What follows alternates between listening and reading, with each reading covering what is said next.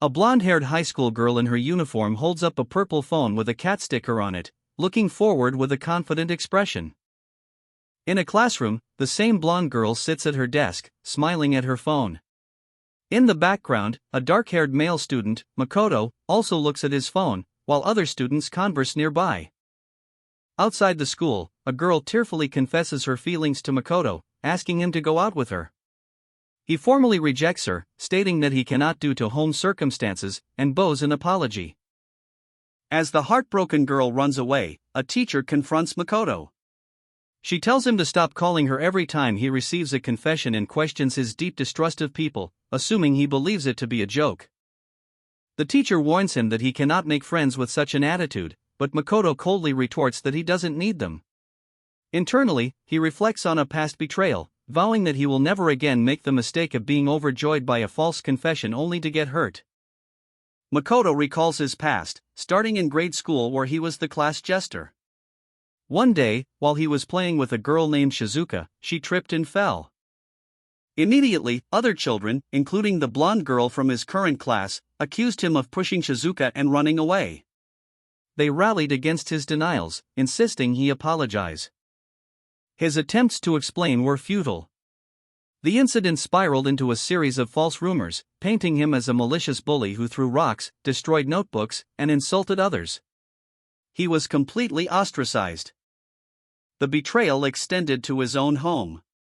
When he arrived, his stepsister confronted him, already convinced by the lies that he had hurt Shizuka. His mother, siding with his stepsister whom she and his father preferred, also refused to listen to his side of the story. She demanded he apologize. It was then that young Makoto concluded that if no one would ever believe him, there was no point in trying to talk or make them trust him. The memory shifts to middle school. By then, Makoto had become a loner who spent every day reading in the library. He noticed a classmate, Sato-san, was always there as well. One day, he found her phone left behind and returned it, receiving a heartfelt thank you. Makoto recalls another painful memory from middle school. He had been happy, thinking he had finally made a friend in a girl who frequented the library. He let his guard down, only for the situation to turn against him when he was framed as a criminal who had tried to attack her. He remembers another misunderstanding that left him isolated. A girl named Kisaragi-san confessed her feelings to him, but he was hesitant, aware of the bad rumors that followed him. She suggested they start as friends and meet up over the weekend. But it was all a cruel trick. He overheard her friends mocking him, revealing her confession was just a punishment game. Kisaragi herself expressed disgust, and the hope he felt was shattered. He deleted her contact, realizing he'd been tricked again. The pattern of misfortune continued. A girl named Nanako-san greeted him cheerfully one cold morning, but her friends immediately tried to warn her away, referencing the horrible stories about him. Nanako defended him, insisting he wasn't that kind of person, and invited him to karaoke. However, this too was a setup. When Makoto arrived, he was met by a group of boys who mocked him for actually believing Nanako would show up. Crushed by the repeated betrayals, Makoto resolved to never ease his guard again, hating himself for falling for the same tricks. He spent the rest of his middle school years in complete isolation. The scene shifts to a later time, as he is suddenly greeted by a familiar face from his distant past, Miyazaki Shizuka. Makoto internally questions why Miyazaki Shizuka, who never spoke to him throughout middle school, is approaching him now. Deciding it's not his concern, he resolves to not get involved. As they walk, she observes that he has become gloomy and friendless, which she finds unsurprising. Miyazaki offers to be his friend, acknowledging that a lot happened in the past.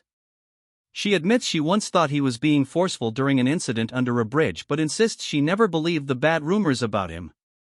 Makoto reflects that her perception of his school life is completely wrong.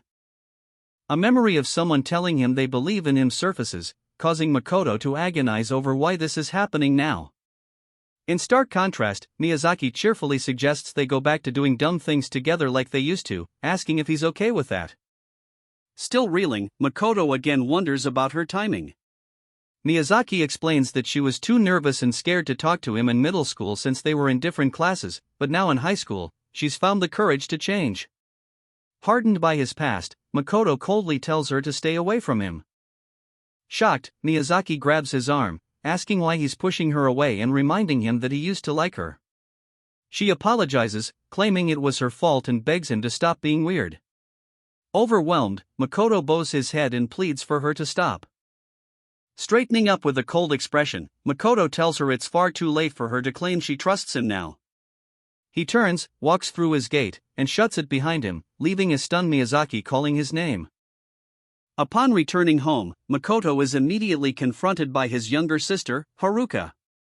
She notes his lateness and correctly guesses he was with Shizuka, questioning why he is eavesdropping. Makoto, maintaining a cold and formal distance, apologizes for being late and asks for permission to go upstairs.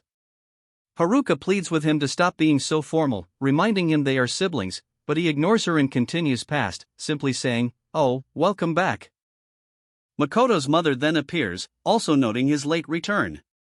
She suggests they go out as a family to celebrate his first day of school, an offer Makoto internally dismisses. He reflects that ever since the incident with Miyazaki, his relationship with his family has become awkward, causing him to withdraw. His mother misinterprets his silence as sulking, telling him to stop even if his father is away for work, as they are still a family. Retreating to his room, Makoto finds solace in his only hobby, writing web novels, which allows him to escape into his own world. He checks his messages and finds 2 new notifications. One is a passionate review for an Isekai reincarnation novel he wrote, for which he is grateful. The second message is from the site's management. He is shocked to read an offer from a publishing company, asking him to contact US. A brief moment of genuine happiness washes over him, but it is quickly replaced by apprehension about the complications it would bring. Deciding to preserve his isolation, he resolves to pretend he never saw the email. The next day at school, Makoto is exhausted, having lost sleep over the publishing offer. He observes another student, Shimazuka-san, eating lunch alone. He notes that she, like him, is an outcast and is the subject of bad rumors. Another girl, whom he internally identifies as Nanako-san, approaches and asks to eat with him. Makoto cynically recognizes her friendly overtures as manipulative and dismisses her, stating he wants to read a book. As Nanako protests his attempt to shoo her away, Shimazuka-san observes their interaction from her desk. Shimazuka-san approaches Makoto, asking to see the book he is reading when he is finished. With a click of his tongue, he wordlessly hands it over, and she thanks him. A nearby classmate observes the exchange in surprise, remarking that it's the first time she has seen anyone talk to Makoto. She recalls that people dislike Shimazuka due to bad rumors. This confirms Makoto's cynical worldview. He believes people judge without knowing the truth, which is precisely why he keeps them at a distance. The classmate's comment, "My first time talking to someone," hot echoes in Makoto's mind. He then considers the situation from Shimazuka's point of view, realizing she must be the one most confused about why he, an avowed loner, would suddenly interact with her. While walking home from school, Makoto internally questions why he spoke to Shimazuka-san, thinking it was out of character for him. A girl walking with him offers to hold his bag, but he quickly refuses, stating that his mother would get angry if he made her carry it. As they walk, they see Shimazuka up ahead. Looking at her phone, Shimazuka notices Makoto and internally scoffs, thinking to herself, "Yuwa, the delinquent's walking." The girl with Makoto observes Shimazuka's odd smile and notes that she's wearing their school uniform. Makoto also watches Shimazuka, wondering if she was squinting at them. The girl identifies Shimazuka as the mean-looking delinquent that everyone at school talks about. She then turns to Makoto, calling him Onii-chan, and asks why the two of them stopped being close to each other. She reveals that as a child, she wanted to bully him out of jealousy because he always played with a girl named Shizuka-chan and never with her. She accuses him of believing a horrible rumor and lying to their mother, questioning if he ever considered how his actions might hurt others, and blames his lack of attention to her for the situation. Her tone suddenly shifts as she declares that she now understands the bad rumors about him were wrong and that she was the one who truly believed in him. As she reaches for his bag again, she tells him to calm down and promises not to make that mistake again, leaving Makoto with a pained and conflicted expression. After their tense conversation, Makoto's sister asks him to stop calling her Onii-chan, stating that the past can't be undone. When she suggests she call him Makoto-kun now, she surprises him by abruptly turning to leave, claiming her food is melting. She calls out a hesitant Oniai-chan as she departs. Later, at his desk, Makoto finds himself unable to focus on writing. He reflects that the conversation with his sister, Haruka, affected him more than he anticipated. His attention is drawn to an encouraging email from a fan named Pomeko, who calls his novel her salvation. Makoto notes that this fan, Pomeko-san, has been sending many messages recently. He finds the encouragement from a reader uplifting, as he doesn't receive many. Feeling slightly better, he takes a moment to stretch before returning to his work. The next day, while walking to school, Makoto checks his phone but finds no new messages. As he looks up, he spots a group of female students, recognizing Shinazuka-san among them. Suddenly, a dark-haired girl from the group calls out to him, exclaiming, "Makoto, wait." She introduces herself as Kurosawa Momo, the best friend of Shizuchi, and earnestly tells him she wants to talk face-to-face. As Makoto reacts with a slight, perhaps dismissive, smile, Shinazuka-san steps in. She confronts him, asking what he's smiling about and asserting that Momo is being serious. Internally, Makoto acknowledges that his attempt to feign indifference didn't work. Shinazuka continues her verbal assault on Makoto, revealing that despite his reputation as a violent person, Shizuka had feelings for him. Kurosawa Momo tries to de-escalate, telling Makoto that Shinazuka's words are just a misguided attempt at kindness. Makoto internally reflects that Miyazaki, another girl who seems to know him, never tried to overcome her distrust of him. Deciding he must use a harsh truth to get his point across, he roughly pushes past a girl in his way. The girl he pushed, Miyazaki Issei, confronts Shinazuka, questioning her hostile demeanor and reminding her that they were once friends. Shinazuka reacts with anger, dismissing the idea that they were ever friends. Miyazaki accuses Shinazuka of putting on a delinquent act and passionately exclaims, "I believed in you," before Makoto interrupts, telling Shinazuka to be quiet. He then turns to both Miyazaki and Kurosawa, asking if they have ever been betrayed by someone they trusted, subjected to baseless slander, or falsely accused while trying to protect someone. He states that his only desire is to be spared from trouble and asks them to leave. Overhearing his words, a tearful Shizuka turns and runs away. Makoto watches her go, thinking it's too late to undo what's been done, while Shinazuka looks on with a conflicted expression. The moment passes, leaving Makoto to sit alone in an empty classroom. In the classroom, Makoto observes his classmate, Kurosawa Momo, who is completely absorbed by her phone. Seeing her blush and then chug her drink, he internally speculates that she must be engrossed in a web novel she really enjoys.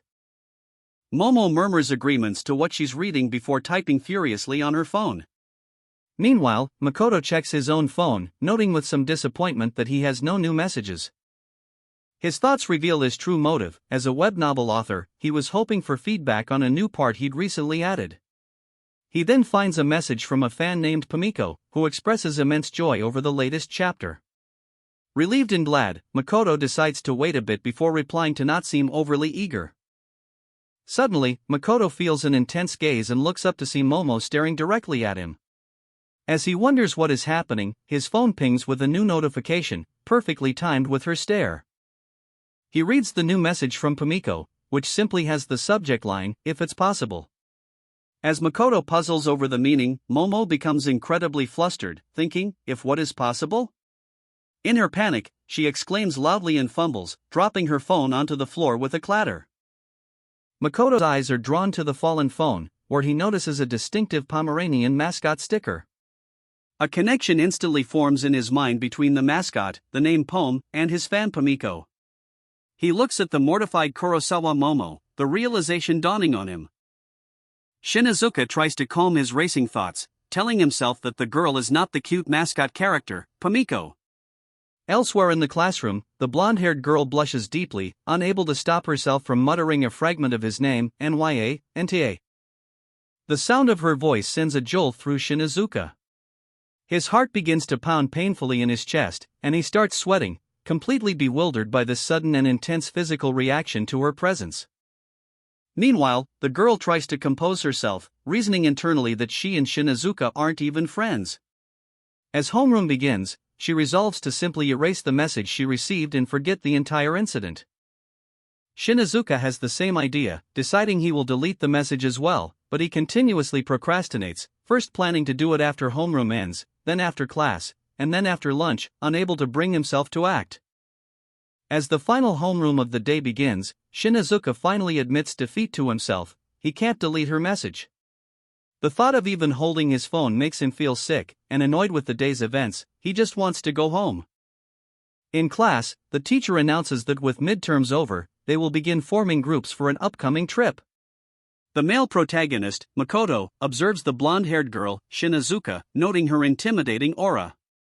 He concludes that she intentionally uses it to distance herself from others, a sentiment he shares as he resolves to avoid getting involved with people. The teacher gives the class a few days to form their groups. The announcement makes Makoto recall his past school trips, where he was always alone and found the concept of groups annoying.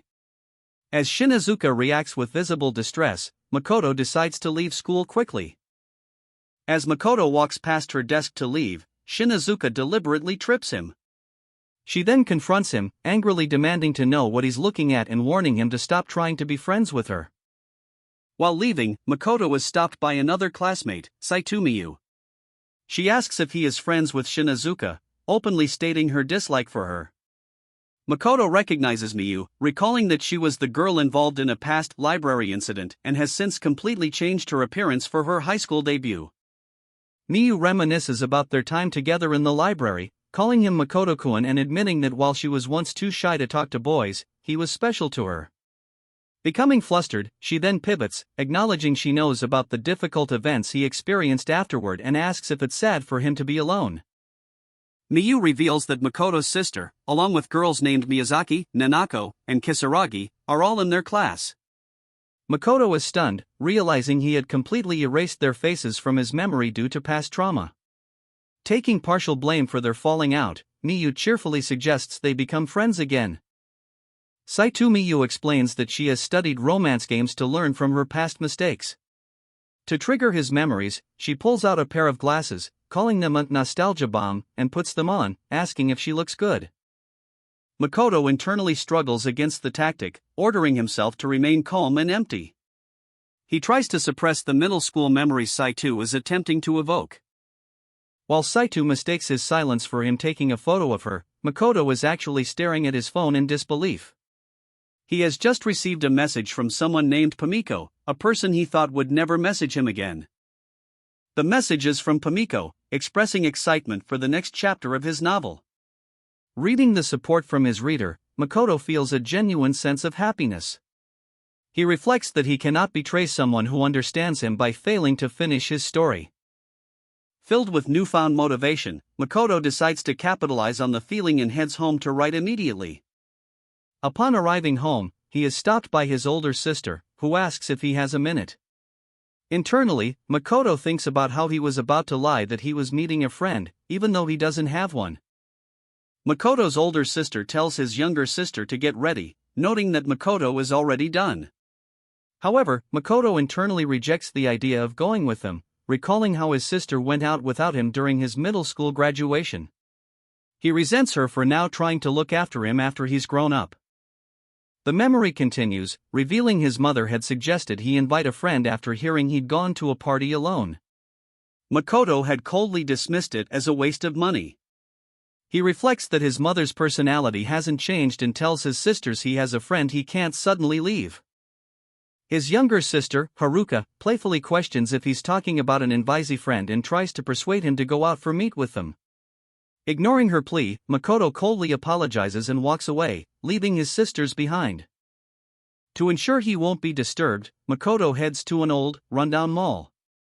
He reasons that Haruka and everyone else will be at the popular new mall, leaving this location deserted so he can write his novel without any distractions.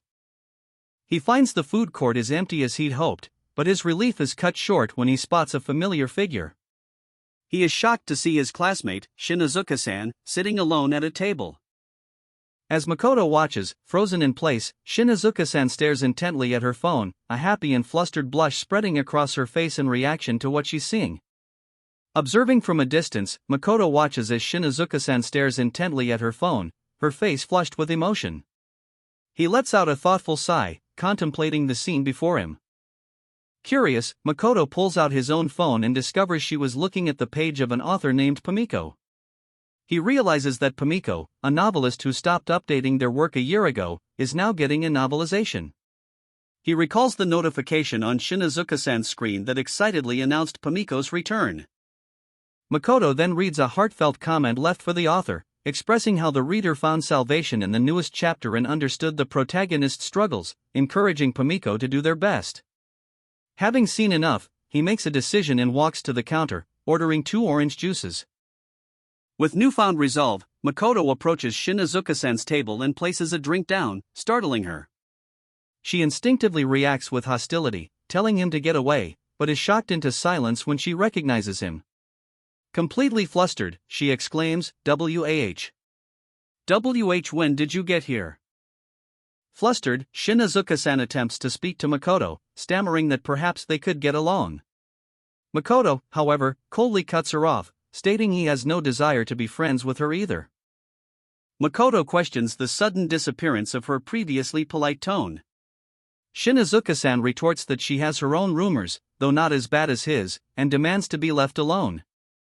Makoto seems surprised to hear his own rumors are considered that bad, but quickly dismisses it, saying he doesn't care if they're true or not. As Shinazuka-san turns away, insisting she doesn't want to be involved with anyone, it's noted that the rumors surrounding her are all quite severe.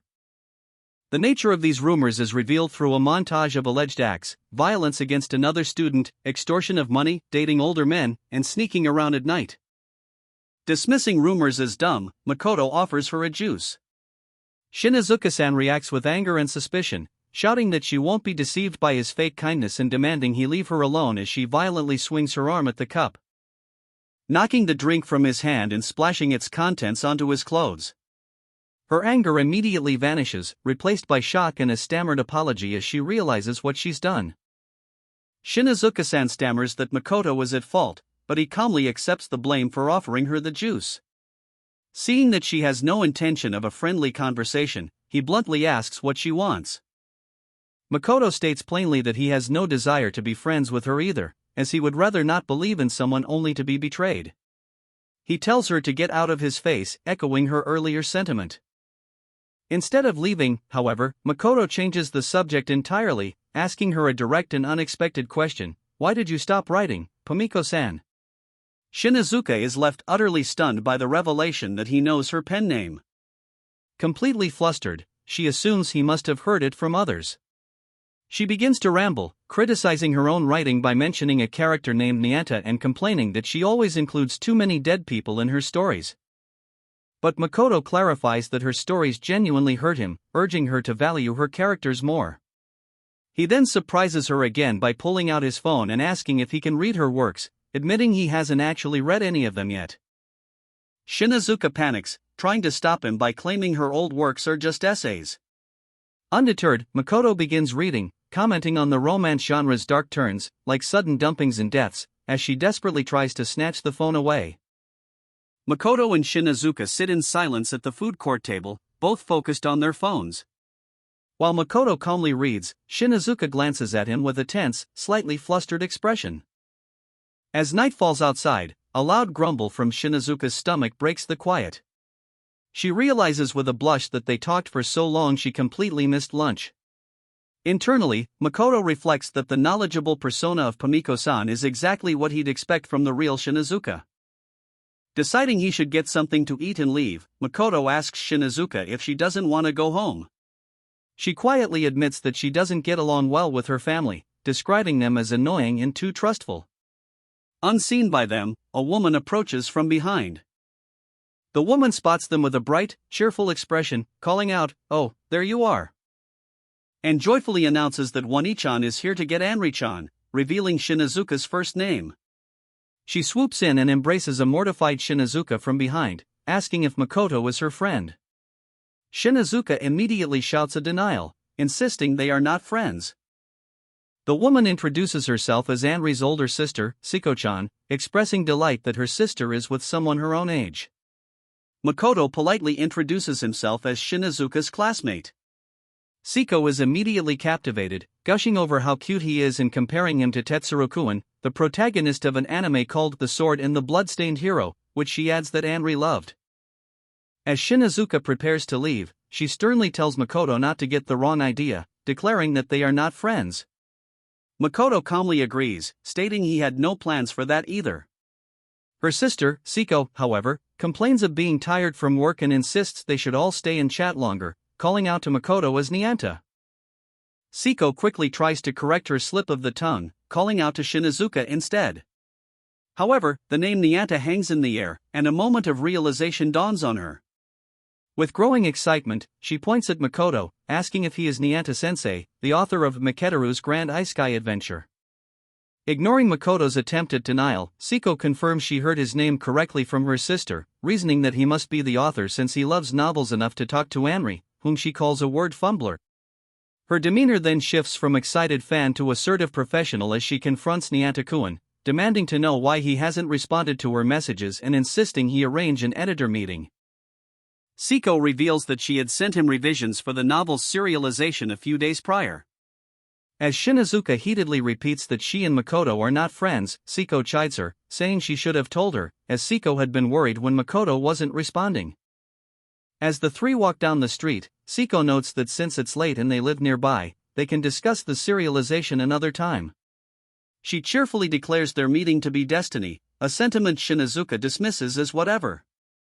Makoto silently observes how profoundly different the two sisters are. Makoto reflects that he knows very little about Shinazuka. He briefly wonders if her reserved nature is a result of her sister's overwhelmingly bright and cheerful attitude. He then catches himself, questioning why he is even thinking about her at all. Makoto processes the revelation: Siko is Shinazuka's sister and an editor. He feels a sense of relief, glad that Shinazuka didn't use any connections to help him. Internally, he reflects on the irony that he was the one who had developed feelings for her first. Shinazuka, flustered, quickly clarifies to Makoto that his work is being published by a completely different company, insisting she had no part in it. Siko chimes in, confirming she read his work and that it was legitimately good enough for serialization on its own merits, which only embarrasses Shinazuka further. Blushing, Shinazuka quietly thanks Makoto, addressing him as Nyanta. Seeing this, Siko cheerfully declares them good friends. Makoto, however, internally refutes this, his thoughts drifting to his past with Shinazuka, believing their relationship is far more complicated. As Makoto's expression darkens with his thoughts, Shinazuka glances at him in concern. Unseen by them, two female students spot the pair from a distance, recognizing both Makoto and Shinazuka and wondering why they are together. One of the girls suddenly shouts for Makoto to wait, and they both run towards him. They plead for him to listen, explaining that they only want to apologize. With tears in their eyes, the two girls beg him to stop. Makoto, however, remains unmoved. He internally questions what they could possibly be apologizing for, his expression hardening as he thinks to himself that an apology won't erase their past actions. Flustered and blushing, Shinazuka grabs Makoto's arm, urging him to leave with her. Makoto, annoyed, questions if they are really going to ignore the topic at hand. In the background, the two girls from his past begin to cry. With a sigh of resignation, Makoto calls Shinazuka a meddlesome girl and tells her they can go, as he firmly takes her hand, much to her shock and confusion. As they walk, a cheerful girl named Siko-san tries to grab Makoto's other arm, but he pulls away, stating he doesn't know what's happening but that it's his part to be with One-chan. Shinazuka, embarrassed, pushes against a wall and protests that they aren't friends, demanding he let her go. Makoto calmly agrees with Shinazuka that they aren't friends. His words strike the two tearful girls, who overhear his declaration. He internally reflects that old wounds from the past cannot be so easily erased. The two girls are horrified to see Makoto smiling coldly. The dark-haired girl, Miyu, whispers his name in disbelief. Makoto, however, feels a sense of resolution, internally thanking someone named Pomeko-san for helping him bury those painful memories. From a distance, another girl watches Makoto and Shinazuka walk away, noting that he really does have a friend. The scene shifts to a school, where Makoto looks at his phone, revealing he receives supportive messages from Pomeko-san every morning. A few days have passed since the confrontation. Makoto reflects that he hasn't spoken to Shinazuka at school, maintaining a detached perspective. His only connection is with Pomeko-san, who messages him about his new novel, a relationship he defines as strictly between an author and a reader. In the classroom, the students are instructed to form groups for an upcoming trip. Makoto feels apathetic about the task, assuming he'll be left out anyway and preferring to act alone. Elsewhere in the classroom, other students openly discuss their reluctance to have Shinazuka in their group, expressing disgust at the idea. Overhearing their cruel words, Shinazuka flinches in distress. Her gaze falls upon two other girls who also appear to be isolated from the rest of the class, while Makoto and his friends watch the scene unfold. Visibly frustrated and determined to get the ordeal over with, Shinazuka abruptly stands and marches to the front of the classroom, where she decisively writes 3 names on the chalkboard: her own, Komeda Asaka, and Sasamine. The 2 girls she selected look on in shock. Shinazuka then turns to face the stunned class, defiantly stating that it's just the 2 of them now and asking if anyone has a problem with it. She clarifies with the teacher that it doesn't matter if group members are from different classes. Turning to her new groupmates, she bluntly states that she isn't trying to get close to them, she just wants to finish the task so she can go home. Makoto observes her pragmatic and forceful solution. Observing the classroom's social dynamics from his desk, Makoto internally dismisses the recent events with a detached whatever. Soon after, Shinazuka Anri arrives at the adjacent desk, placing her bag down without any acknowledgement passing between them. An unspoken understanding defines the distance between Shinju Makoto and Shinazuka Anri. In the real world, they are not friends by any means, but in the world of fiction, they are secretly the author Nyanta and his devoted reader, Pomeko.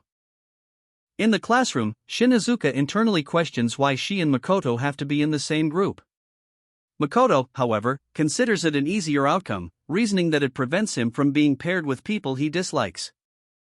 Later, sitting together after school, Shinazuka advises Makoto that he should be more direct with his words. He agrees but quickly changes the subject from school to his writing, asking for her thoughts on the latest chapter and the topic of getting published. Makoto explains that the next part of his novel is nearly ready to be uploaded. However, he expresses deep reservations about the publishing offer, feeling unsure and worrying about the trouble it might cause for his parents since he is still underage. Shinazuka encourages him to take his time with the decision and reminds him of his upcoming meeting with her older sister. She describes her sister as someone who seems aloof but is passionate about her work, which is why she has never had a boyfriend despite her cute appearance. Makoto lightly teases Shinazuka about her obvious affection for her sister. Flustered, she insists it's not like that, explaining it's simply because they are family. The word family resonates with Makoto, leaving him in thought. While Makoto worries about whether his estranged father would approve of him getting published, Shinazuka notices his gloomy expression. She calls out to him, asking what's wrong, before suggesting they have a writing battle. The rules are simple: they will each write a short story, and Shinazuka's sister, Siko, will be the judge. Shinazuka, using her pen name Pomeko, declares it a battle just between the 2 of them. She eagerly demands to see his story, and he agrees. After reading Shinazuka's story on her phone, Makoto is so moved that he begins to cry, a genuine smile forming on his face. He is surprised by his own reaction. Shinazuka playfully teases him, asking if her work is the best. Stifling his tears, Makoto sincerely tells Shinazuka that she is amazing. Hearing his genuine praise, she smiles, pleased with his response. The next morning at home, Makoto's mother asks if he is leaving early again. As he prepares to leave, he is frozen by the memory of her past words, which he cannot forget. She had warned him to stop making trouble and not to create problems for the family, stating that once a rumor starts, it becomes the truth regardless of the facts. Makoto internally questions how his mother would react if he told her about his novel and the publishing offer. He realizes she doesn't even know he writes. He feels she doesn't trust him and would disapprove of a high schooler trying to sell a novel written as a hobby. As Makoto prepares to leave for school, planning to think more about his meeting with Siko-san later, his sister calls out to him. She hands him a kuzamochi, a surprising gesture given her usual chattiness, and wishes him a safe trip. Later, at school, Makoto and Shinazuka-san are summoned to the staff room by their homeroom teacher. She expresses surprise that the 2 of them get along as friends, an assumption they both immediately deny. The teacher clarifies that she isn't scolding them, but as an adult close to them, she wants to offer advice. She suggests that school is a miniature version of the irrational world and advises them to find at least one person they can truly trust. Shinazuka-san cynically retorts that even trusted people will eventually betray you. The teacher, looking nostalgic, counters this idea, hoping they find someone they can trust so deeply that they wouldn't even mind being betrayed once or twice. The weight of this advice leaves both students speechless. The teacher notices Makoto looking at Shinazuka-san and sharply asks why he's looking at her at a time like this, before telling them they can go. Walking away, both are confused by the teacher's meaning. As Makoto begins to call out to his sister, Nyan-chan, Shinazuka-san becomes visibly flustered, blurts out, excuse me, and runs off. In the school hallway, a girl with short blonde hair approaches Makoto, addressing him by his full name. She introduces herself as Kisaragi and confesses she has always wanted to talk to him. Makoto, however, does not recognize her at all and internally questions if this is some kind of prank. A second girl with a ponytail explains that Kisaragi was forced into a past incident as a punishment game, claiming she was scared of being ostracized by her friends. Makoto's memory is jogged. He now recalls Kisaragi as one of the girls who participated in a fake confession prank against him. Uninterested in the explanation, he attempts to excuse himself. Kisaragi stops him, insisting that despite the prank, she genuinely likes him and pleads for a chance to start over. Makoto is internally conflicted. His past experience makes him believe he should just dismiss her, and he feels particularly uncomfortable having this conversation in front of Shinazuka-san, who is nearby. Pressing her case, Kisaragi asks Makoto to go out with her over the weekend. He internally rejects the idea, feeling it's far too late for apologies. As she grabs his arm and begs for forgiveness, he perceives her actions as purely self-serving, an attempt to justify herself without considering his feelings. Suddenly, Shinazuka-san intervenes, forcefully pushing Kisaragi's hand off Makoto.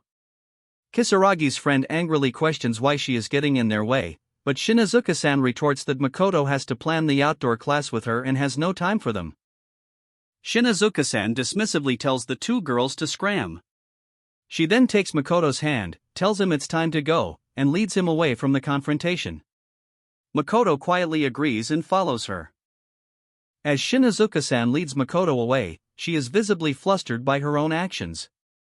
She mutters to herself that Kisaragi is a dangerous type of girl and internally scolds Makoto for being so wimpy, claiming it's his fault she had to intervene and now he'll be late for his promise to his sister. When Makoto suggests they should get going, Shinazuka-san teases him, asking if he wants her to grab his hand again. She then playfully rejects the idea, saying he would only blush again, leaving him surprised by her forwardness. As they continue walking, Makoto contemplates the lingering warmth he feels in his hand. The narrative flashes back to middle school graduation day. A girl named Miyazaki-san calls out to Makoto, congratulating him and asking if he's going to the class after party. Makoto returns the congratulations but politely states he will have to excuse himself from the party. As Makoto turns and walks away, a flustered Miyazaki-san calls after him. She watches him leave, wondering what's wrong with him but consoling herself with the knowledge that they will be attending the same high school, giving her another chance to talk to him. In the present, Makoto's sister sits in a cafe with her friend, Sato-san. She recounts meeting Makoto with a pretty girl, whom she now knows as Shinazuka-san. While Sato-san agrees Shinazuka is good-looking, Makoto's sister gushes with jealousy over how smooth her skin is. Sato-san expresses concern, asking what kind of person Shinazuka is and worrying that bad rumors might start spreading about Makoto. Makoto's sister admits she's heard rumors that Shinazuka is a delinquent but doesn't know for sure, only observing that she is always alone in the classroom and didn't seem to be friends with Makoto. The conversation shifts when Makoto's sister remembers another girl, Kisaragi, was looking for him earlier. Sato-san adds that she heard a rumor that Kisaragi and Makoto were once on good terms. A third friend describes Kisaragi as a deceptive princess type who appears plain but is actually quite popular among the boys. While pondering the girls associated with her brother, Makoto's sister suddenly remembers an event from that morning. She exclaims that her brother, Oniai-chan, was in a particularly kind mood.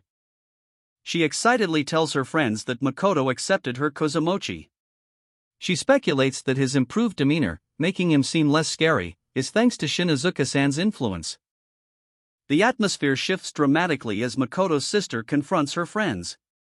She states that both Sato-san and Miyazaki-san, Haruka-chan, have feelings for Makoto, but adds ominously that they have all made a mistake. Sato-san's thoughts drift back to a specific day in grade school.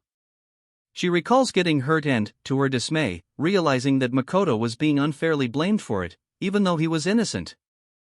She knew in her heart that she should have corrected the misunderstanding, but she was terrified that the blame would shift to her.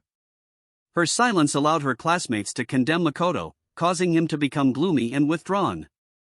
This failure to speak up is a mistake she feels she has repeated ever since, a constant betrayal of Makoto that continued through middle school. As she concludes her painful memory, Makoto's sister quietly says, "I knew it."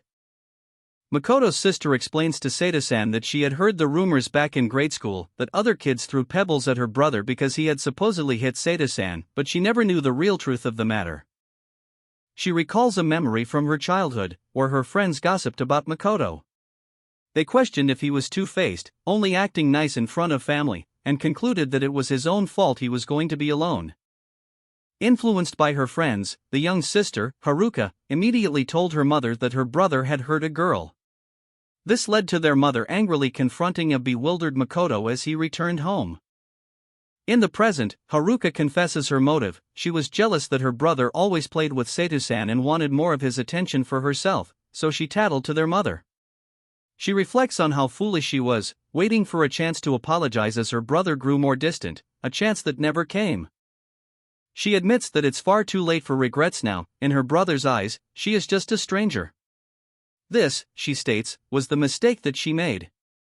Sato-san then shifts the topic, bringing up another rumor concerning Makoto, the one where he supposedly attacked her.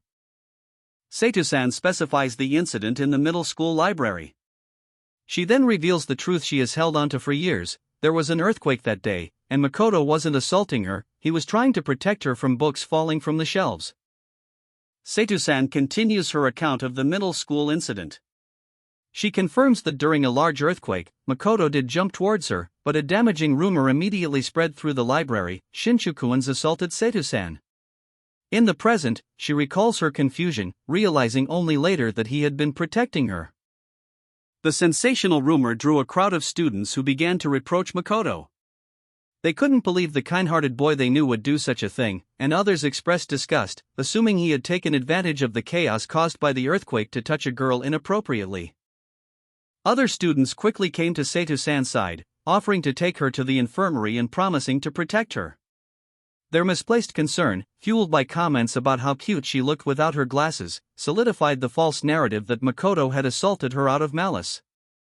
She confesses that at the time, she was shy and had no friends. The sudden attention and pampering made her so happy that she didn't correct the misunderstanding.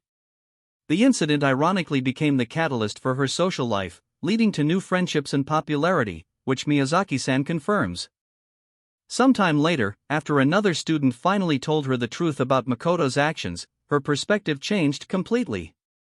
The happy memories she had of him in the library returned, and she came to a sudden, clear realization: she had developed romantic feelings for him. She recalls desperately calling out to Makoto after this realization, but he never turned to look at her. Her hope of reconnecting in high school never materialized, and she concludes her story by stating that her failure to speak up and clear his name was her grave mistake.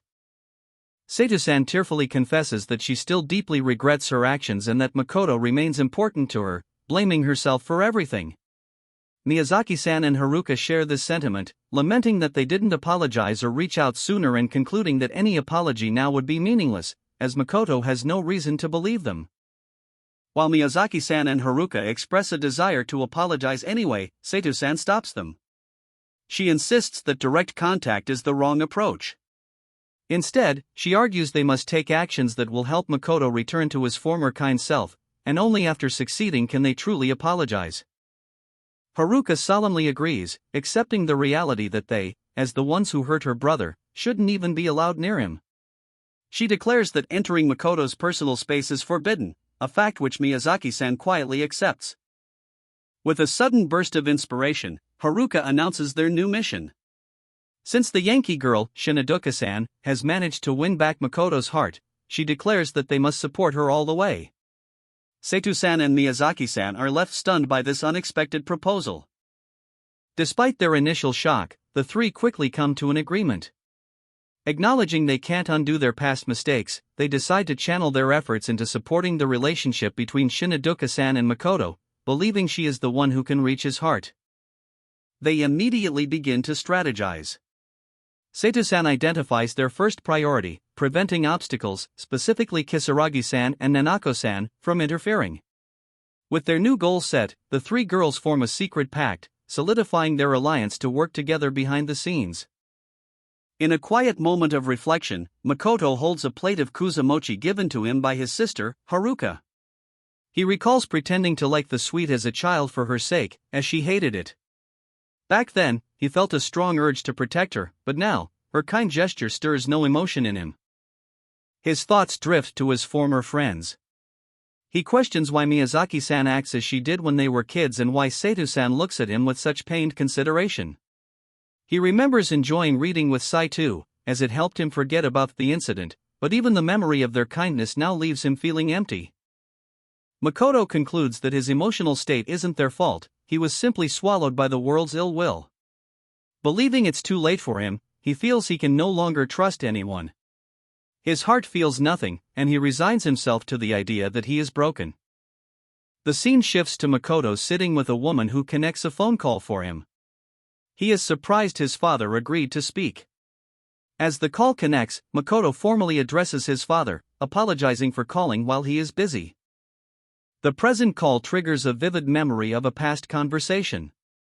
A younger Makoto, dressed in a school uniform, had nervously told his father that his novel was going to be published. His father responded with immediate support, insisting on acting as his guardian for any contracts and gently chiding him for his overly polite manner. The memory concludes with his father's powerful words of encouragement: "Congratulations. Be proud of yourself, son. You're my pride and joy." The affirmation left the younger Makoto visibly moved and emotional. The editor, Shinju-san, formally repeats her offer to Makoto. She explains that her job is to create books that bring smiles to people, and she wants to publish his story to share it with the world. Nearby, a blonde-haired girl fidgets nervously, thinking to herself that if Nyanta's story gets published, she will do her best. Acknowledging that his decision is selfish and might cause trouble for his family, Makoto tearfully agrees to the offer. And rises from his seat, passionately pleading with the editor to turn his story into a book. As he begs her to proceed, the blonde girl embraces him from behind, simply saying, "Congrats." Overwhelmed with emotion, Makoto breaks down, thanking her profusely. Wiping away his tears, Makoto reflects that meeting the girl gave him the strength to move forward. Later that night, he arrives back at his apartment. Upon entering, he is immediately confronted by his stepmother, who is waiting for him. She asks why he didn't tell her about the news, revealing that his father has already informed her. Visibly startled, Makoto's stepmother attempts to de-escalate the situation.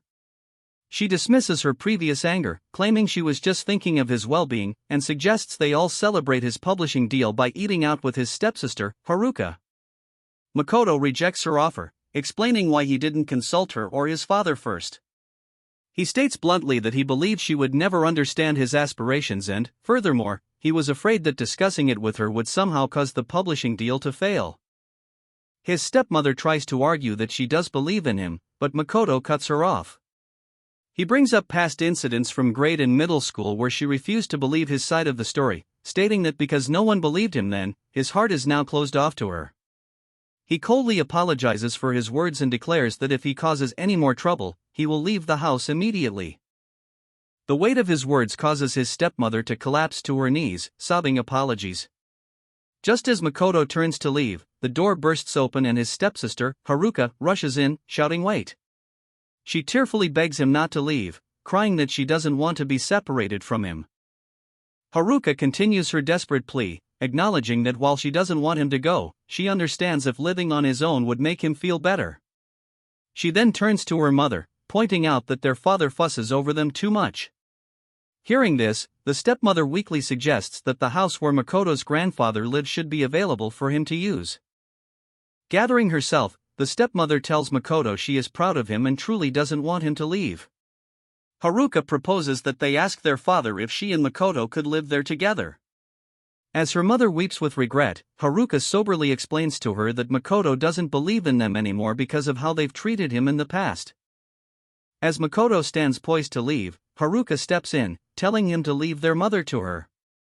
She and a younger sister kneel to comfort their weeping mother. Through her own tears, Haruka gives her stepbrother her blessing, pleading for him to go and live in peace, free from any further disturbances from their family. With a fresh start in mind, Makoto leaves the house, only to immediately run into his stepsister, Shinazuka. She greets him sleepily, accidentally using her cat-like persona before correcting herself. He internally notes that she seems tired. Makoto, concerned about causing rumors, tells Shinazuka he'll go to school ahead of her, but she insists on walking with him. As she does, he privately thinks that she bears a strong resemblance to someone named Siko-san. Shinazuka asks about the glasses he's wearing, but he deflects. The question triggers a flashback to his final conversation with his stepmother, who gave him the key to his grandfather's house and all the money he had saved up. She admitted she wasn't ready to face him properly but gave him practical advice for living alone and promised to speak with his father. Crucially, she assured him that he was always welcome to return home if he was ever in trouble. Back in the present, Makoto explains to a surprised Shinazuka that he is now living alone. When he mentions needing to buy some necessities, she immediately offers to go shopping with him. Makoto reflects on how he never imagined this would happen.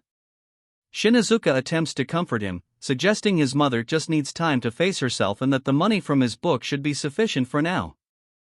As they walk, Haruka worriedly asks if Makoto will stop coming to the food court. He reflects that he only went there because he didn't want to go home, but notes that it's not a good place for her to write since men sometimes try to hit on her there. So he spontaneously suggests she can come to his place anytime. The offer stuns Haruka into a loud exclamation, as she privately recalls that the time she spent talking with him were special moments for her. She becomes flustered, asking if he's sure and insisting it's not because she'd be lonely. Makoto, internally admitting he's also worried about leaving her alone, clarifies that while they may not be friends, it's fine for her to come over to his place to write. Approaching the school, Makoto notices the atmosphere is strange and that other students are looking at them.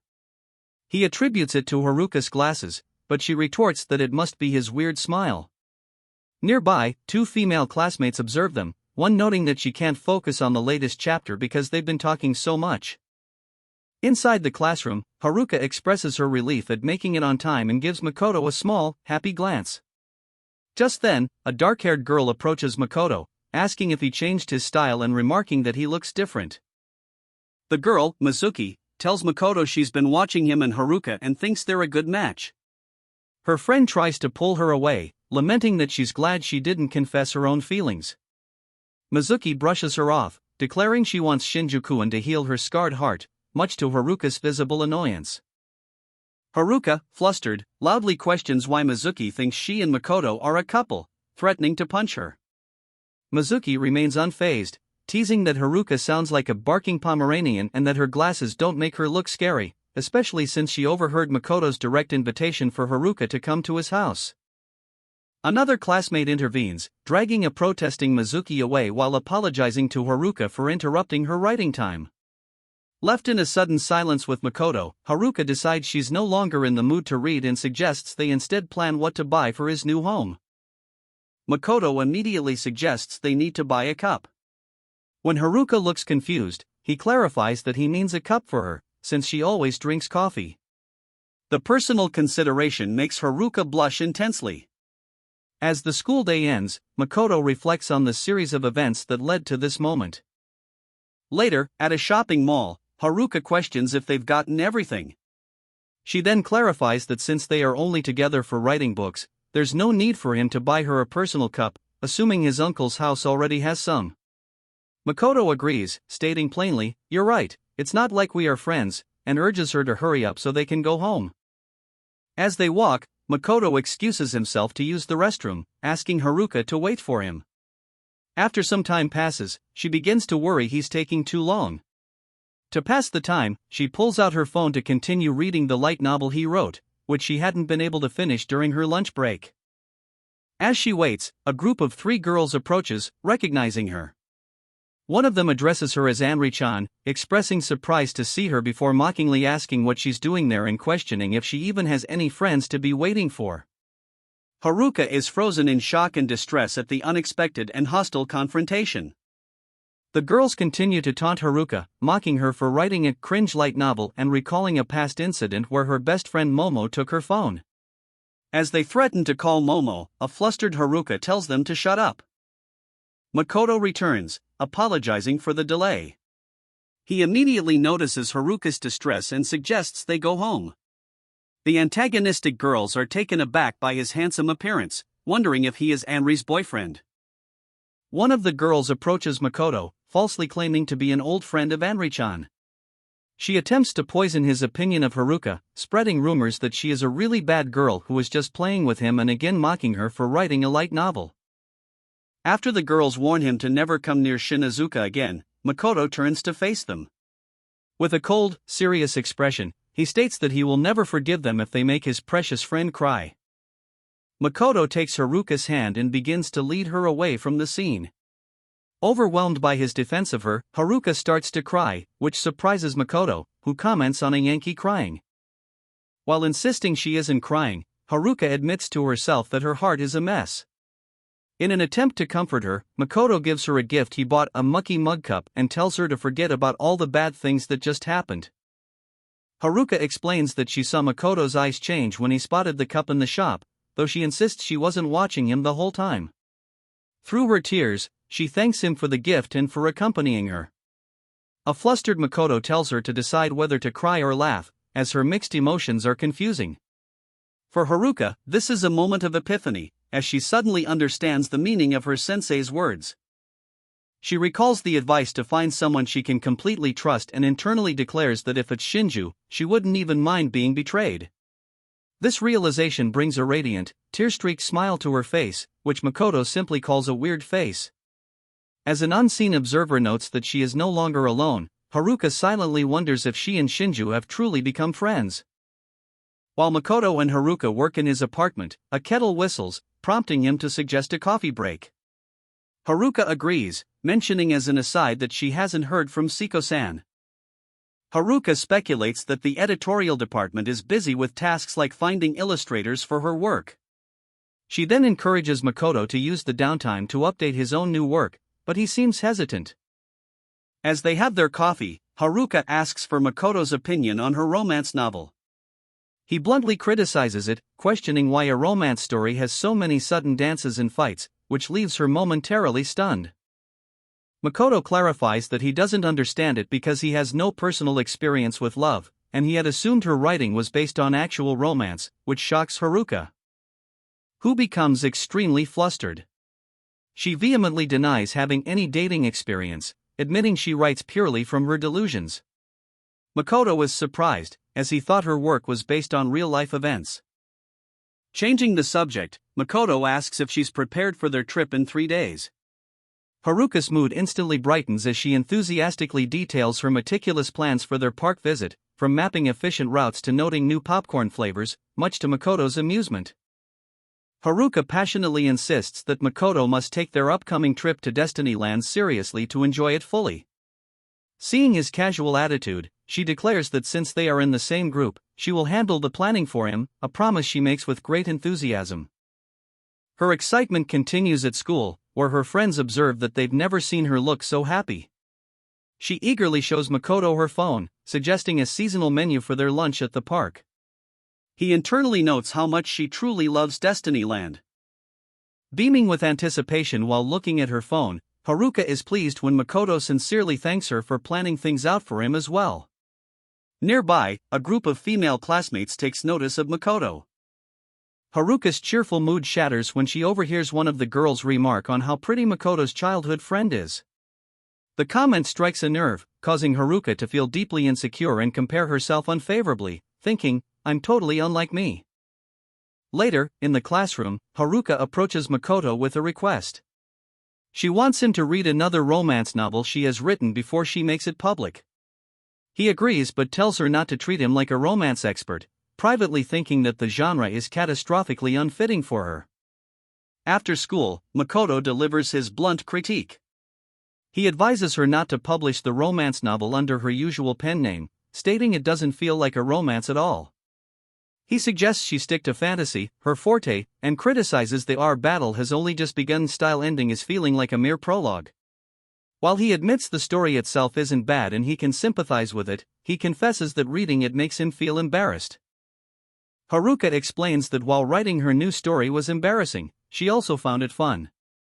She summarizes the plot: a hero and heroine, both betrayed and pursued by their own countries, suddenly meet.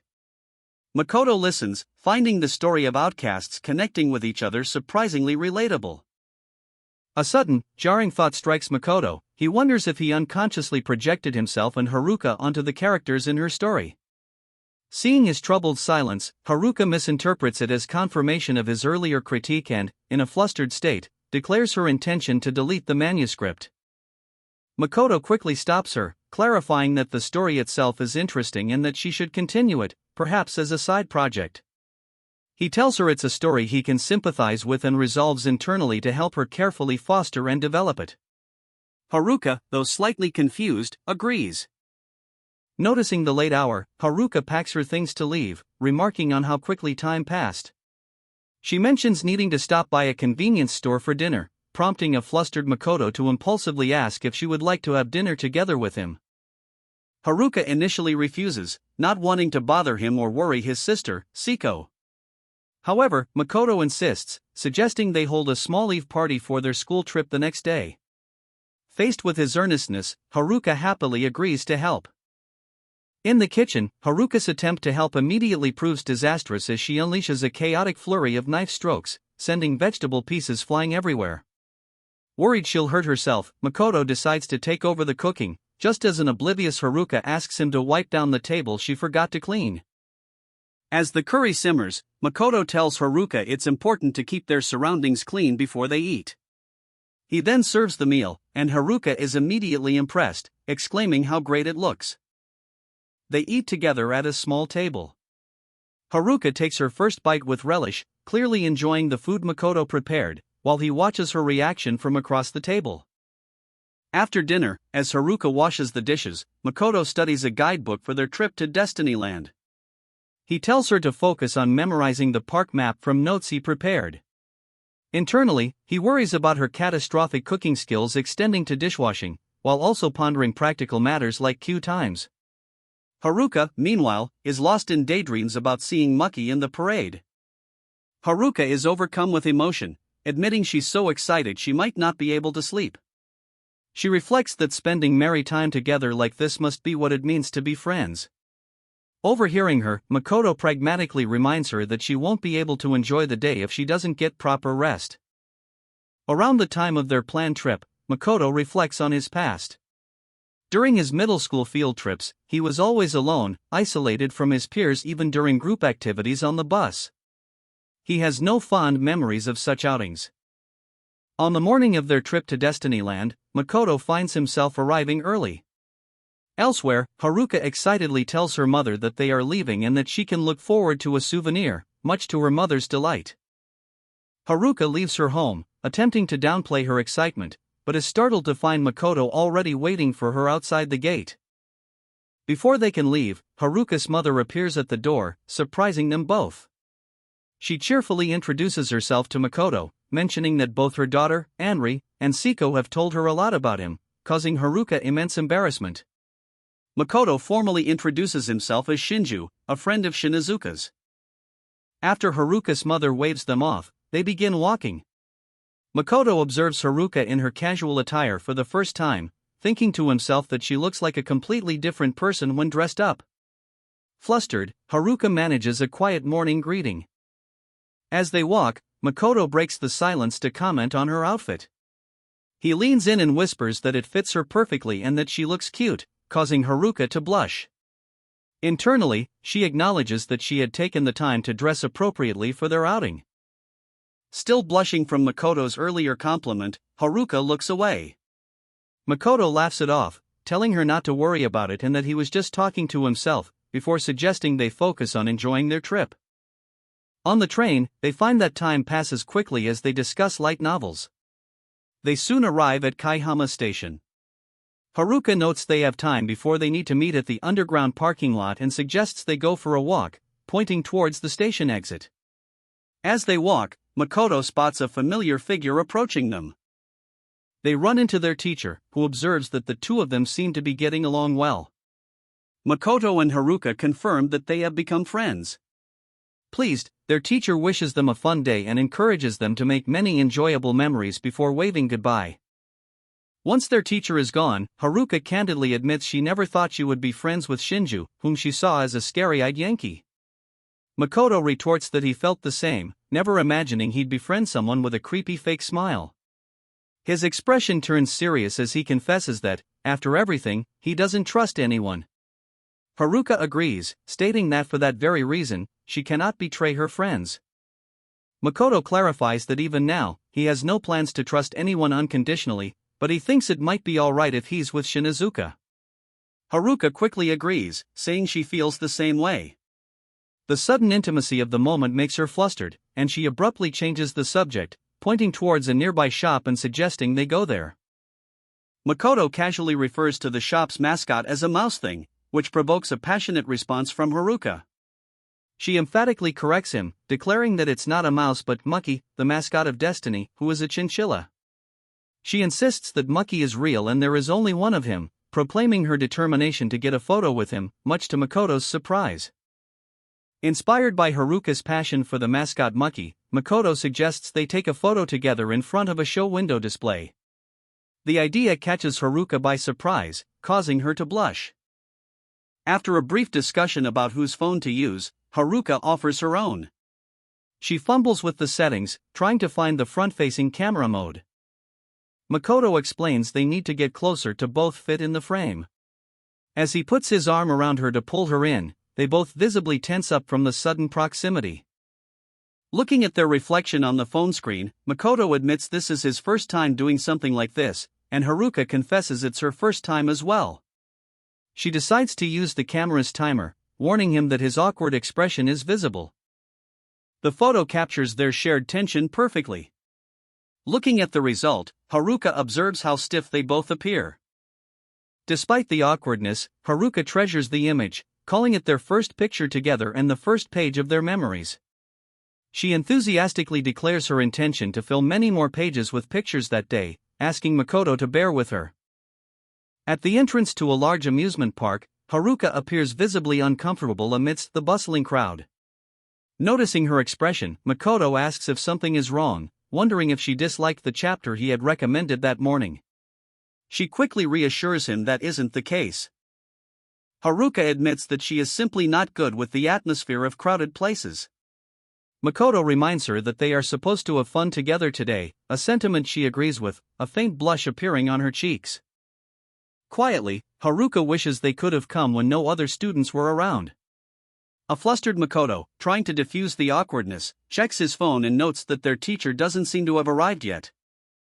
Just then, a classmate whom Makoto recognizes as Fusako greets them cheerfully.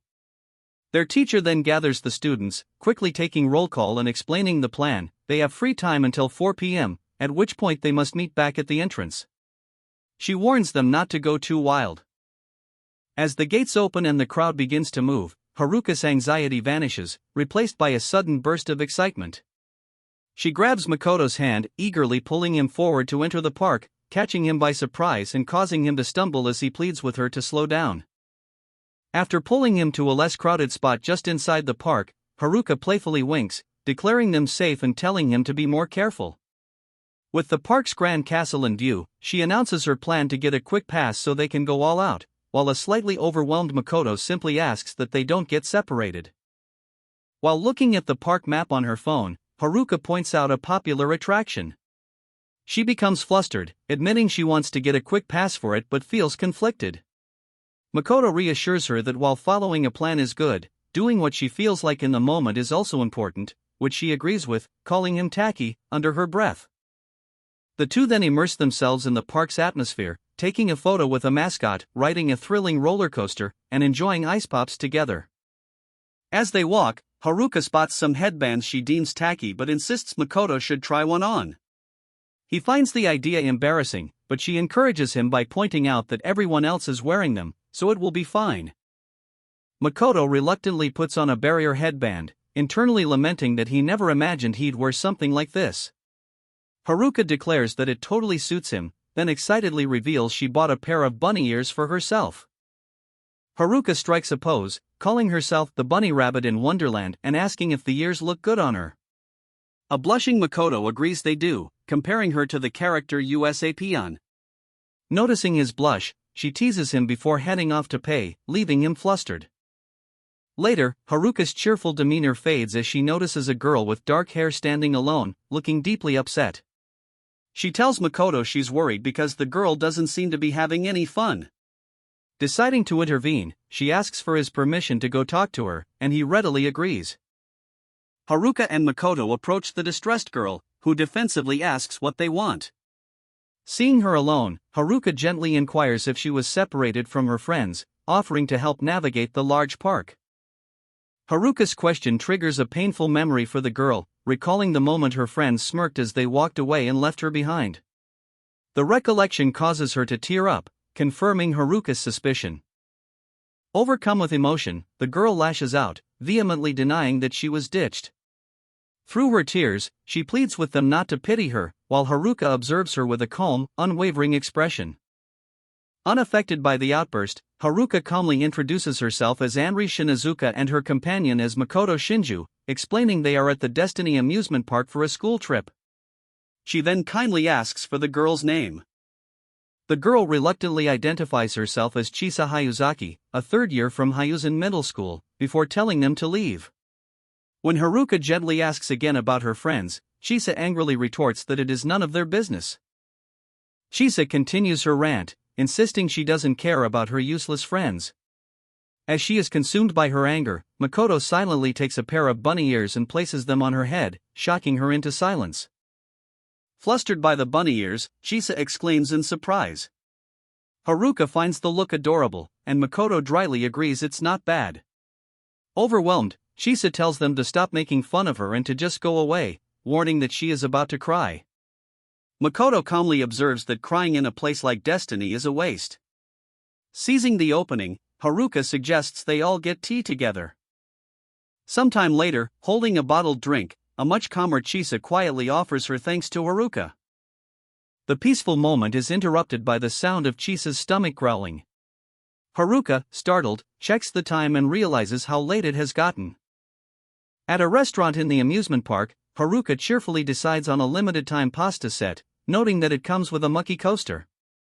When she asks Chisa what she would like, Chisa quietly agrees to have the same thing. Chisa's earlier distress is revealed through a flashback. She had been trying to contact a friend, only to see no response and realize she had been blocked, leaving her to wonder why she had even come to the park. In another memory, Makoto had asked about the plushie on her bag. Chisa reacted defensively, declaring that Pashiko, a character from Stained Hero Taro, was her precious familiar and friend. Back in the present, Haruka remarks that she noticed Chisa was always alone on the bus. This observation surprises Chisa and prompts a deeper conversation. The three begin to share their own painful pasts. Makoto recalls being completely ignored by his classmates, no matter how much he apologized. Haruka admits she was ostracized after a single slip-up with the class's queen bee. Chisa reveals she was labeled a pervert and a criminal for trying to defend a girl, only to discover it was a trap set by delinquents. Chisa, stunned by their confessions, listens as the stories continue. Haruka's friend betrayed her secrets, making her a laughingstock, while Chisa's reputation grew so bad that her own family saw her as a burden. Makoto confesses he thought he'd never be able to trust anyone again, a sentiment they all understood, having reached a point where they couldn't even cry anymore. Makoto shifts the conversation, telling Haruka that even if he can't help her much, he can connect with her over shared interests. He mentions a story called Taro, about a mistreated hero who grows stronger, noting how much it resonates with him. Chisa listens quietly from the side. Surprised that he isn't making fun of her interest, Chisa asks if he has any other favorites. She shyly admits that she has recently been enjoying a story titled Ice Sky Life starting from a death game. Eager to continue the conversation, Makoto asks which character she likes best. Sensing her hesitation, Makoto reassures Chisa that talking about things one loves is one of the best feelings. Haruka, her eyes sparkling with interest, also encourages her to share her favorite character, prompting Chisa to begin her answer. Later, Chisa is at home, consumed by regret. She berates herself for getting carried away and talking too much, feeling she is gross for letting her dream of connecting with others get to her head. Just then, she receives a message from Haruka, inviting her to go around with them today. Chisa initially resolves to make the most of the opportunity, seeing it as destiny, but then she abruptly changes her mind, telling Haruka she doesn't want to be a third wheel on their date. Haruka is stunned into silence by the assumption. Makoto quickly clarifies that it's a school trip, not a date. Chisa counters that since it's just the two of them, it functionally is a date. Flustered, Makoto insists that she should join them too, as Haruka looks on, embarrassed. Makoto suddenly addresses Chisa as Paguko, leaving her completely stunned and flustered. As Haruka and Makoto look on, Chisa demands to know how he figured it out, wondering how he could possibly know the name of the author. Makoto explains that he took a guess based on the Paguko plush on her bag and her use of the word writing earlier, admitting he didn't actually expect to be correct. Feeling exposed, Chisa's demeanor darkens as she asks if he's just going to laugh at her like the others do. Haruka immediately defends Makoto, insisting he wouldn't do that, and he confirms he has no intention of laughing. With the tension diffused, Haruka suggests they go find someone named Mucky Paguko. Chisa thanks them, and as they set off, she insists they stop calling her Paguko. After spending the day enjoying the amusement park's parade and attractions, the group pauses. Haruka looks at the photos on her phone, remarking it's the first time she's ever taken so many. She then expresses disappointment that they never found Mucky. Makoto gently reminds Chisa that it's almost time for them to leave.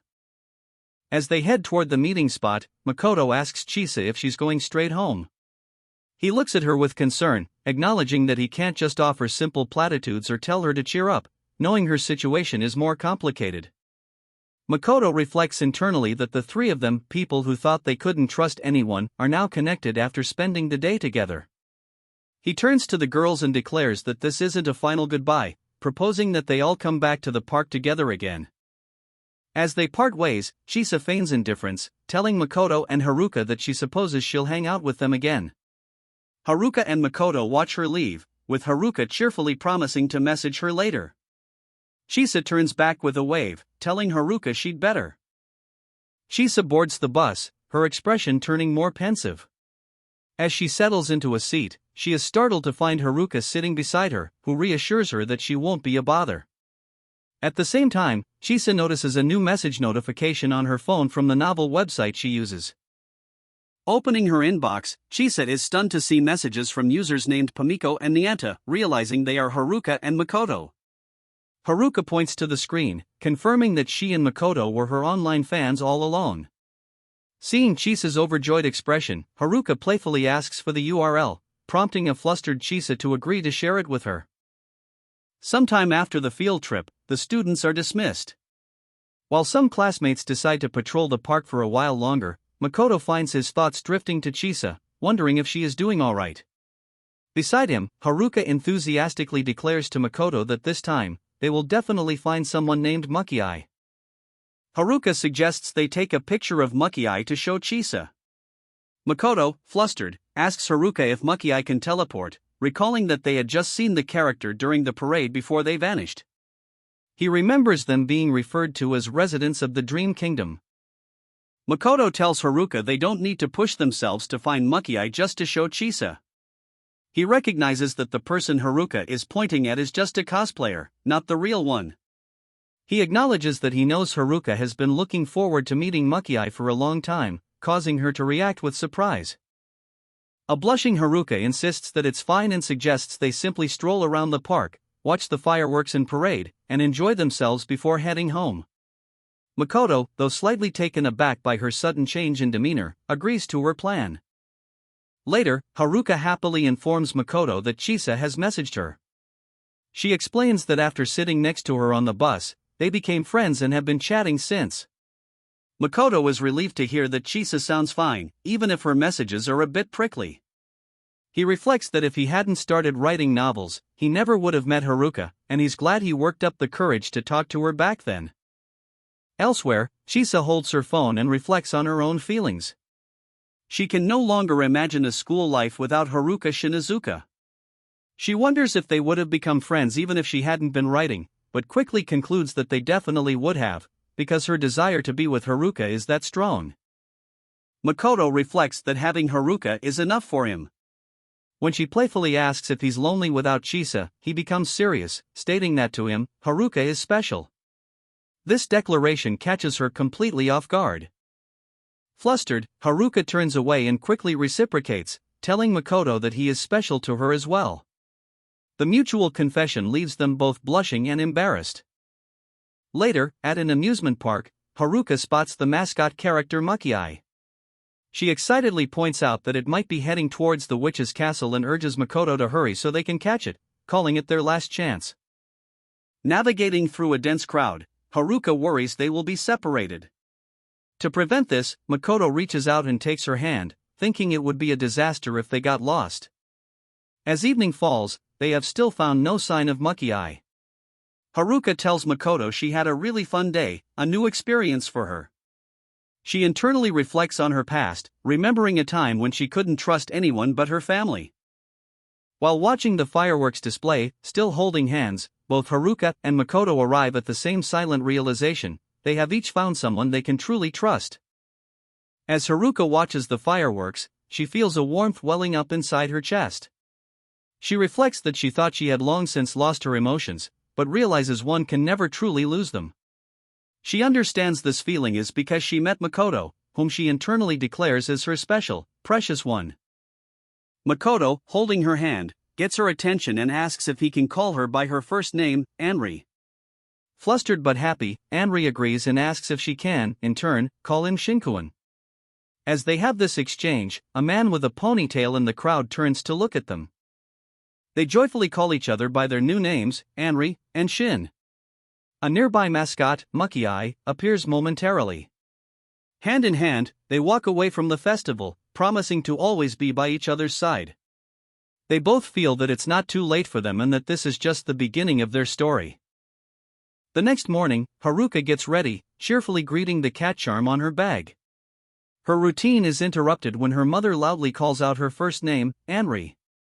Startled, Haruka complains about the volume before rushing out the door, where Makoto is waiting for her. Makoto greets her with a calm, "Good morning, Anri." Visibly flustered by this new intimacy, especially with her mother nearby, Haruka shyly responds, "Good morning, Shinju." Her mother observes the exchange with a knowing smile.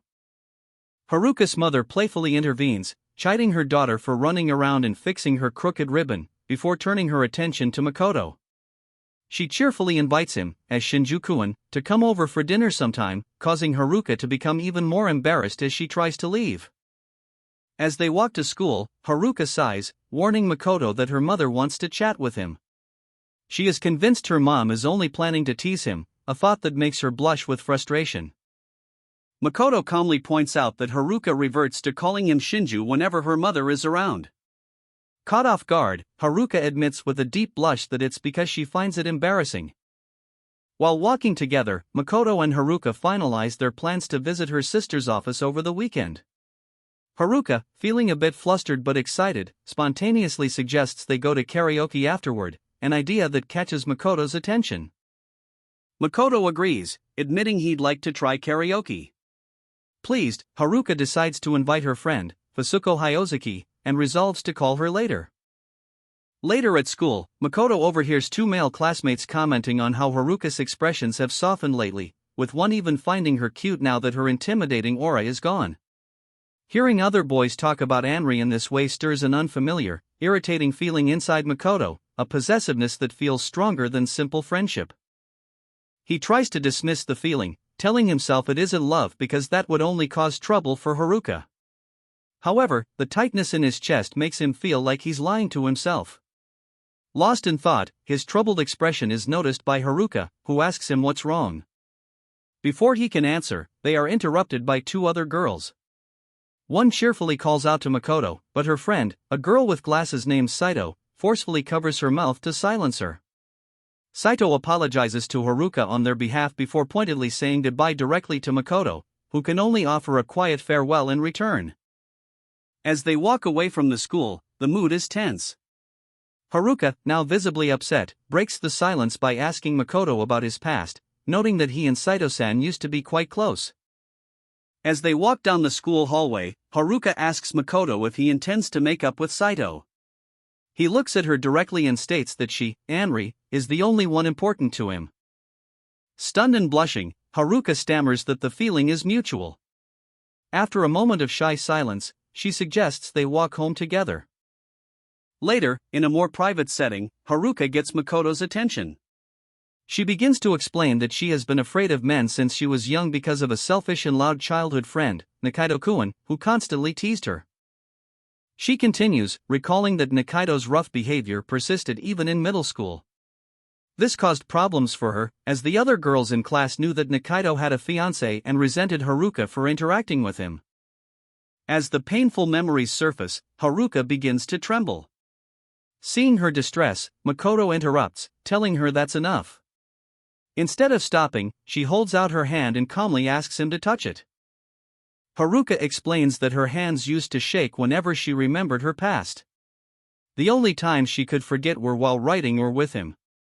She reveals that on the night of the fireworks, when he held her hand, the trembling disappeared completely.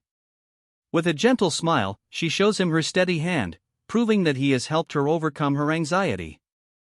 Haruka embraces a surprised Makoto from behind, telling him that since he healed her heart, it is now her turn to heal his. As she holds him, Makoto's mind is flooded with memories of his past loneliness. He recalls wanting to play soccer, go on the school trip, and eat meals with his family, but realizes that what he truly wanted most of all was for someone to hug him. Overwhelmed with emotion, Makoto cries out that he was just running from his past and lying to himself. As he admits he can't keep lying, Haruka tightens her embrace, reassuring him that it's okay and that she will always be right there with him.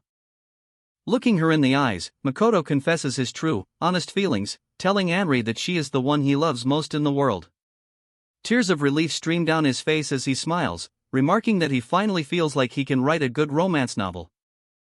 Makoto, Shinju and Haruka, as Anri, arrive at a massive office building.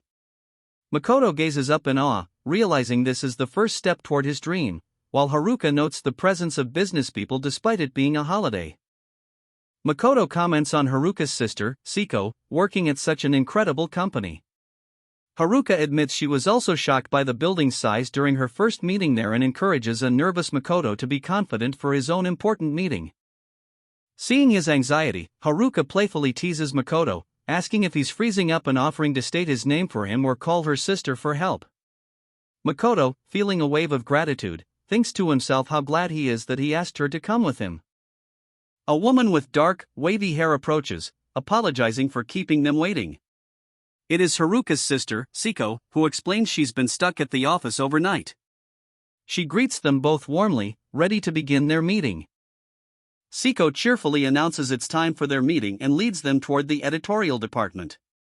As they walk, she turns back to speak to them, and is stunned to see Makoto and Haruka walking hand in hand, immediately asking if they are dating. A flustered Haruka vehemently denies that they are a couple. Siko finds this even more shocking, questioning how they could be so close if they aren't dating. As Haruka insists they are not, Makoto quietly tells her they can talk more at home, just as they arrive at their destination. Siko proudly presents the editorial office to Makoto and Haruka. While Makoto takes in the professional atmosphere, Haruka is visibly inspired, admiring posters for various series and imagining her own work being adapted one day. Siko ushers Makoto toward the meeting room, telling him that together they can make a new dream come true. Before he enters, Haruka wishes him good luck, and Siko directs her to wait in an adjacent room. Siko reacts with theatrical shock to the farewell, declaring that Makoto and Haruka look just like newlyweds. She laments that this makes her feel like a villain tearing them apart. A flustered Makoto urges her to proceed with the meeting as she playfully calls after him. After the meeting concludes, Makoto expresses his thanks, though he admits he was still nervous. Siko dismisses the meeting's content as boring formalities like royalties and contracts, but notes that Makoto seems different today, somehow sparkling. She bluntly asks if he has fallen for Haruka. As Makoto stammers a denial, Siko's expression softens. She praises his sincerity and diligent approach to writing, concluding that if it's him, she could entrust her precious sister to him. Her demeanor then shifts to one of chilling sweetness as she smiles and threatens to kill him if he ever makes Haruka cry. A terrified Makoto tries to insist they are just friends, but Siko silences him, promising to keep his secret safe, leaving him to stew in his frustration. Siko concludes her interrogation by cheerfully telling Makoto to have fun on his date with Haruka, leaving him flustered and questioning the nature of their outing. As he processes this, Siko internally resolves to handle the adult stuff herself and protect them both. Makoto exits the room and is immediately met by a concerned Haruka. Unaware of the tense conversation that just occurred, she asks if the contract signing went well and praises her sister as an amazing editor. Makoto reassures her that he is fine. Expressing her relief, Haruka admits she was so worried that she was ready to kick the door down if anything had gone wrong. With the business concluded, she confidently takes Makoto's hand and happily suggests they go for pancakes and karaoke. As the two leave for their date, Siko watches from the doorway, telling them to be careful and return before nightfall, while quietly wishing she could join them. With his work obligations concluded, Makoto expresses his relief, admitting how nervous he was. He and Haruka walk through a bustling commercial district, which she notes is far more crowded than the business area they just left. Excited for their outing to begin, Haruka declares they should have a blast. Haruka eagerly anticipates their plans for pancakes and karaoke. As they stroll through the streets, she is continually captivated by the sights, pointing out cute outfits, viral makeup trends, and delicious-looking sweets. Makoto watches her, a fond, knowing smile on his face. Haruka's phone buzzes with a message from someone named Paguko, who informs her she is almost at their meeting spot. Makoto, noticing the time, realizes they'd made several detours. He internally questions why Paguko's message also referred to their outing as a date, a label that continues to puzzle him. While holding hands, Haruka tells Makoto that simply walking with him makes every shop look amazing. He silently agrees with the sentiment. Their quiet moment is broken when a young girl's voice calls out, "Shinazuka-nichan." The girl, Paguko, runs up and gives Haruka an enthusiastic hug, exclaiming how much she missed her. Haruka warmly returns the affection, asking about her studies and if she's made any friends. Paguko confidently replies that she'll likely score above average on her test and casually mentions she has a boyfriend. Haruka is shocked by the revelation, demanding to know if this boy is her boyfriend. Makoto's expression immediately turns serious and protective, warning Paguko that she will have to explain this to her father. Overwhelmed by their intense reactions, a flustered Paguko quickly changes the subject, insisting they get to the shop because she is starving. Paguko clarifies that she is simply happy to see her big bro Makoto after so long. Before he can fully process the shift, she grabs his hand with determination and announces she knows just the shop for them to visit, pulling him and a surprised Haruka along. They arrive at a fancy dessert cafe. A waitress welcomes the party of three, but Haruka is immediately intimidated, confessing she's never been to such a place and feels very nervous. Paguko, unfazed, encourages her to come inside. Inside, both Haruka and Paguko are captivated by the extensive menu, marveling at the variety of cakes and other sweets. As Paguko decides on a crepe, Makoto gently reminds them that their original plan was to get pancakes. The girls continue to excitedly point out other options like Mont Blanc and pudding. Haruka then has an idea, asking Makoto if they could all share. With a plan set, they decide on a parfait, a crepe, and pancakes to split among them. As they finalize their order, Paguko expresses her excitement. Makoto observes them, realizing this is the kind of normal activity friends do together. For Haruka, the moment is deeply meaningful. She reflects internally that she never imagined she would one day be sharing sweets with friends. Her thoughts are interrupted as they spot the chefs preparing their food. Paguko and Haruka watch in awe as one of the crepes is flambéed with a dramatic burst of fire. Shortly after, their beautifully arranged desserts arrive at the table, sparkling under the lights and eliciting wows from the entire group. While enjoying their desserts, each of the three has a moment of appreciation. Paguko finds her parfait to be delicious and gorgeous, Haruka is amazed by her first crepe of this kind, and Makoto internally remarks that he now understands the popularity of the fluffy pancakes. Paguko cheerfully offers Makoto a bite of her dessert, which he accepts. As he looks at the girls enjoying themselves, his thoughts turn inward, reflecting on how all three of them were once bound by their pasts. Remembering a time when neither he, Anri, nor Paguko had friends they could trust. His own past declaration that he couldn't trust anyone echoes in his mind, a stark contrast to Paguko's bright voice telling him that sweets taste better when they all eat together. Noticing he's stopped eating, the girls ask if he doesn't like his food. Makoto quickly clarifies that isn't the case, rather, he's so moved by the experience that he feels he'll start crying from happiness. He smiles warmly, thinking to himself that the day was full of firsts. As the group leaves the pancake house, Paguko and Haruka express how much they enjoyed the meal. Haruka suggests they all go to karaoke together, but then immediately changes her mind, stating she'll head home instead. Haruka explains that she promised to study with a friend, the same one she had mentioned earlier. After a brief, flustered moment, she waves goodbye, telling Paguko she'll message her later and expressing her gratitude for meeting them. As she walks away, Haruka turns back and shouts to the remaining pair, "Enjoy your date," leaving both Makoto and Paguko stunned and flustered. Left alone, Paguko recovers from her embarrassment and suggests to a still-dazed Makoto that they go to karaoke anyway. The two are then seen sitting together in a private karaoke booth. Inside the booth, Paguko asks Makoto what kind of songs he usually sings. He reflects for a moment before admitting that he has never actually sung at karaoke before, surprising her. Makoto clarifies that he has been to karaoke before, but was tricked into it, recalling a painful memory. Seeing Paguko's apologetic expression, he quickly reassures her, gently patting her head and telling her he's fine now because he met her, which makes her blush. Paguko quietly thanks Makoto, who is flustered by his own sudden confession. He continues, admitting that he was initially scared to come to karaoke, fearing it would bring back the past and trouble her, but explains that whenever he is with her, he feels happy. With a bright, relieved smile, Makoto gives her a thumbs up, declaring that the day was totally fine and their date was fun the entire time, all because she was by his side. Paguko is visibly moved by his earnestness.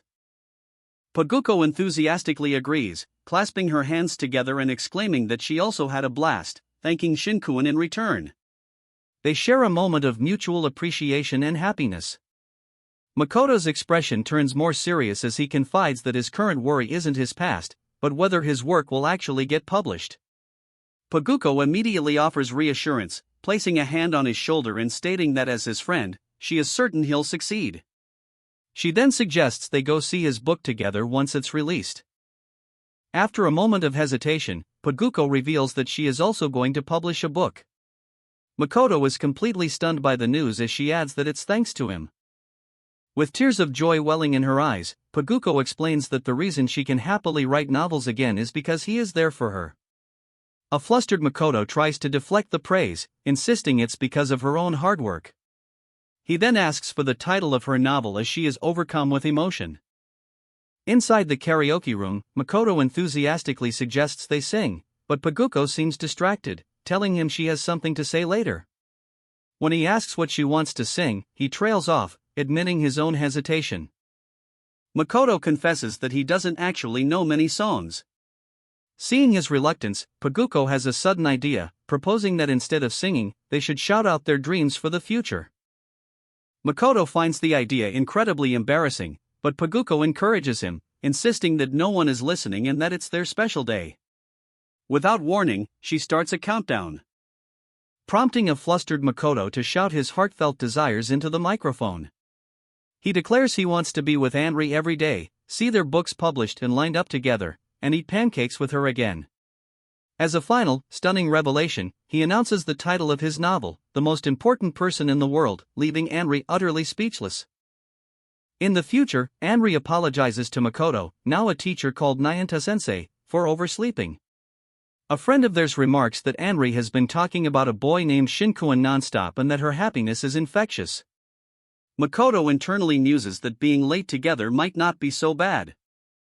A blonde high school girl rushes out, apologizing to Shinkuan for her tardiness. Anri and her friend watch the scene with amusement, commenting on the beauty of youth. As the blonde girl impatiently tells Shinkuan to hurry up, he simply tells her to take care. While Shinkuan and the blonde girl walk ahead, they are followed by a trio of girls. One of them, Haruka, is being encouraged by her friend to clear up a misunderstanding with Shinkuan regarding a karaoke incident with someone named Nanako. Haruka hesitates, feeling her situation is different. Haruka musters her courage and calls out to Shinkuan, addressing him as Oni-san. He turns and greets her by name before making an unexpected confession. Despite keeping it to himself, he actually dislikes Kusamachi. He explains that he wanted his little sister to know the truth. He then formally asks Haruka's friends, Minama-san and Kabaraji-san, to continue looking after her. The public acknowledgement overwhelms Haruka, who begins to cry with relief and happiness as she realizes he truly considers her his sister. Shinkuan walks off with the blonde girl, promising to listen to everything she has to say later. In the aftermath, the scene transitions to school, where Shinkuan greets another girl, Miyazaki-san, and notes that she has cut her hair. In the school hallway, a flustered Miyazaki-san approaches Shinkuan, assuring him that things are okay now. Haruka, standing nearby, echoes the sentiment, stating she's fine. Shinkuan accepts their words and bids Miyazaki-san farewell, leaving her blushing as he walks away. Later, in the classroom, Anri, Haruka, attempts to make conversation with Shinkuan about the upcoming sports festival, adopting a somewhat blunt tone. This draws the attention of their male classmates, who wonder about their relationship. One of them tells Anri she doesn't need to act that way anymore, causing her to become flustered. Anri internally reveals her anxiety, admitting she adopts this persona because she's otherwise too scared to speak. Her act makes Shinkuan chuckle softly. Nearby, a girl with glasses named Shinazuka-sen quietly thanks Anri, revealing that Anri's behavior was intended to help her. A few months later, the season has changed to winter. As Shinkuan waits for Anri, he looks at his phone, having made a firm decision about something. Anri arrives and waves, apologizing for being late. As they walk, their internal monologues align, both acknowledging that their relationship is evolving from an important friendship to something more. Shinkuan reflects on this new feeling sprouting between them as he reaches out and takes her hand. A feeling that has grown so strong it feels unreal. Overcoming their mutual nervousness, they enter a bookstore together, holding hands and ready to take the next step in their relationship. At a bookstore, Shinkuan and Anri pose for a photo in front of a display featuring their respective published works. Anri is visibly flustered by the proximity, while Shinkuan looks on with a determined expression, contemplating what this feeling between them truly is. Seeing their books displayed side by side brings a wave of emotion over them. Anri notes their proximity on the shelf, and Shinkuan internally acknowledges that he has understood his feelings for a while now. They share a moment of joyous, embarrassed laughter. Shinkuan's resolve solidifies. Believing he has let go of the past and is ready to move toward the future, he decides that on this unforgettable day, he will confess to the person most important to him. As Anri muses that her book's title is still a bit embarrassing, he calls her name to get her attention and declares his love for her. Anri turns to him, her heart open, and reciprocates with equal fervor, exclaiming, "And Shinkuan, you're the person I love most in the world too." Their mutual confession signifies them overcoming their pasts to move into a future with the person they love.